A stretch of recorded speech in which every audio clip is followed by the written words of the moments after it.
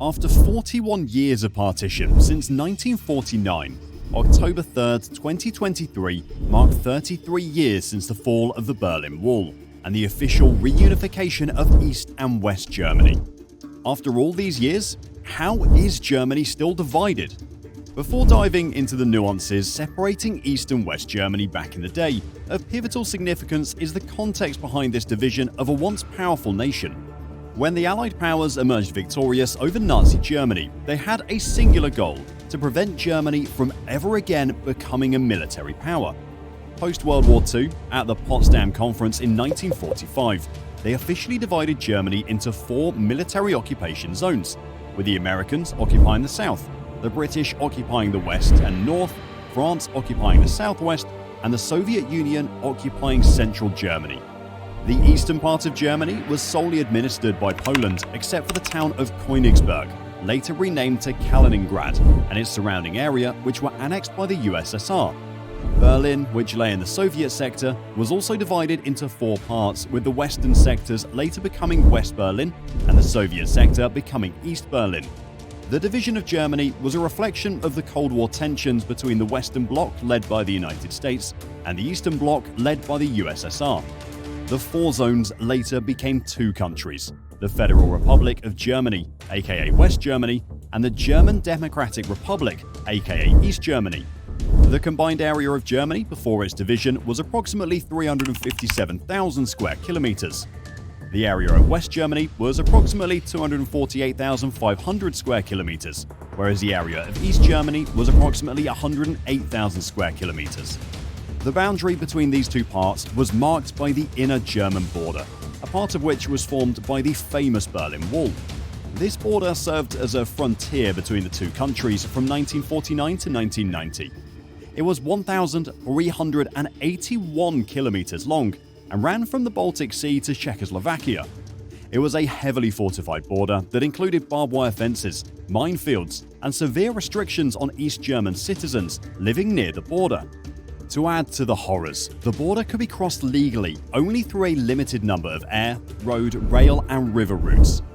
Geographically, East Germany bordered the Baltic Sea to the north, Poland to the east, Czechoslovakia to the southeast, and West Germany to the southwest and west.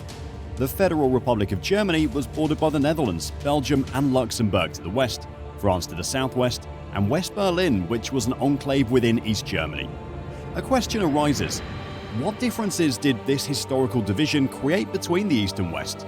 West Germany was capitalist, considering that it was supported by the American government. On the other hand, East Germany was communist and supported by the ideologically similar Soviet bloc. In 1950, West Germany had a population of 51 million, while East Germany had only a population of 18 million. With such a massive population difference, it becomes clear that West Germany prospered with industrialization, as East Germany remained agrarian, with little socio-economic growth. Before its division, Germany had one of the largest economies in the world and was a leader in world trade. Post-division, West Germany rebounded with a so-called economic miracle that began in 1948, and the subsequent combination of growth and stability made West Germany's economic system one of the most respected in the world. The West German boom that began in 1950 was truly memorable, and from 1951 to 1961, West Germany's gross national product, or GNP, climbed by 8% per year. When compared, this was double the rate for Britain and the United States, and almost double that of France as well. The economy of East Germany, conversely, was centrally planned and controlled by the state, and it was marked by extremely low productivity, technological backwardness, and a faltering manufacturing sector. After reunification, labor productivity in East Germany was at a third of the Western level, putting the East somewhere between Mexico and Chile. Economic unification caused particularly severe hardships for Eastern German workers. Unemployment rose sharply, and industrial output fell by 2/3 in the years after unification. Here, a historical analysis regarding East Germany's failing economy seems necessary. The socio-economic regression was due to the fact that after 1949, 60% of the total industrial output of East Germany crashed and was redirected to the Soviet Union. This led to a massive exodus, which took the lives of hundreds of people, as crossing the Iron Curtain was a life-threatening journey. By 1961, 3 million Germans had left East Germany for West Germany via Berlin to look for better opportunities, which almost collapsed Eastern Germany from the massive brain drain. Only those left were financially better off than their counterparts, and this led to the USSR constructing the Berlin Wall in 1961 to completely eliminate the possibility of immigration.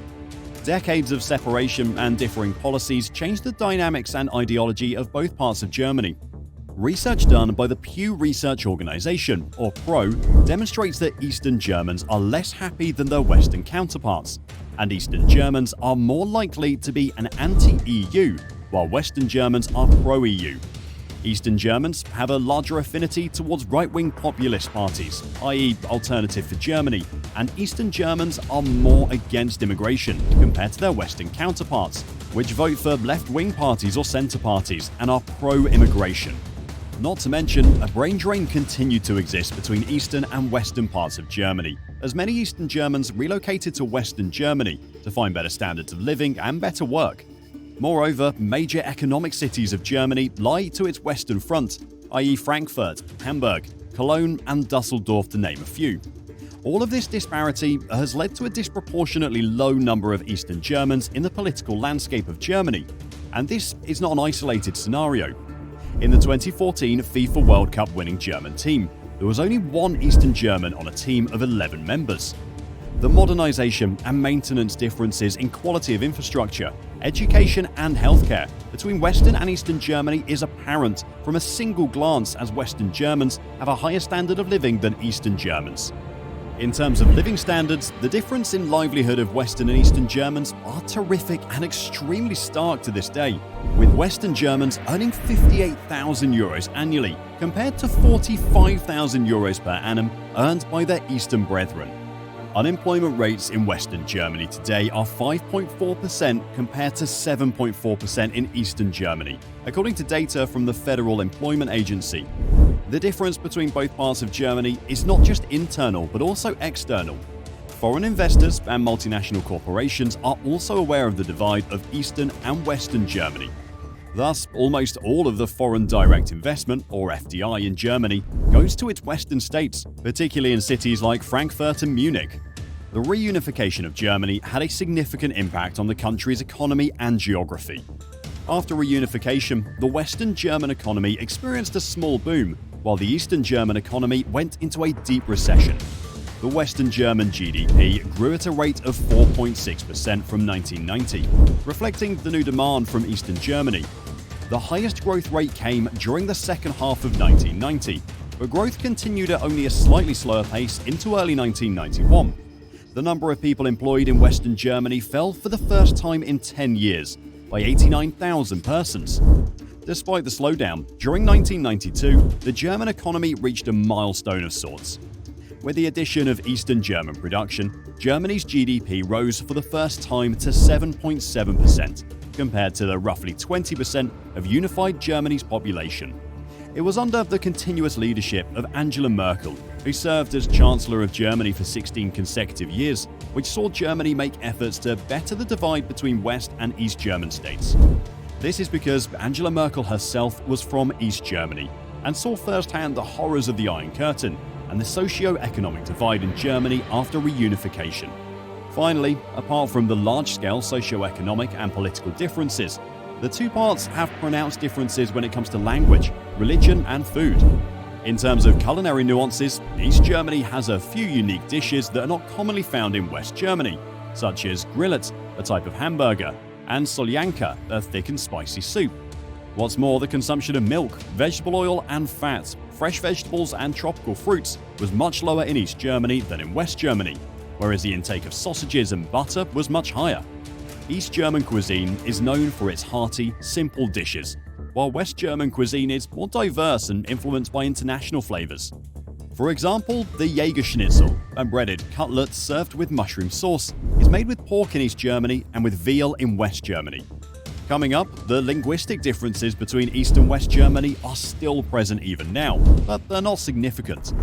Some vocabulary, especially in the culinary field, has changed due to different situations within gastronomy, and East Germans have a few unique dishes that are not commonly found in West Germany. East Germans generally understand and use both forms of words, but older East Germans prefer to use the older versions of words, as opposed to the anglicized versions that many West Germans prefer. Some differences exist in dialect and accent between East and West Germany, but they're unrelated to the political division and have always existed. And finally, the religious differences. While not historically significant, Christianity has long been the prevailing religion in Germany. Today, relatively few Germans identify with any religion whatsoever. As of 2021, approximately 42% of Germans are irreligious, with a significantly higher concentration of irreligious citizens in the former East Germany. Eastern Germany, which was historically Protestant, is perhaps the least religious region in the world. While West Germany allowed for religious protections, East Germany enacted a system of state atheism and persecuted Christian groups for the first several years of its existence, resulting in East Germany having significantly higher levels of irreligion than West Germany. Today, Germany is a united yet divided country. Although there are still some economic disparities between the eastern and western parts of the country, the government has implemented policies to address these disparities and promote economic growth in the eastern part of the country. With an advanced economy in a globalized world, will Germany ever need to bridge the divide between its two halves? Will the divide fix itself after a few generations, or will it end up biting Germany in the future?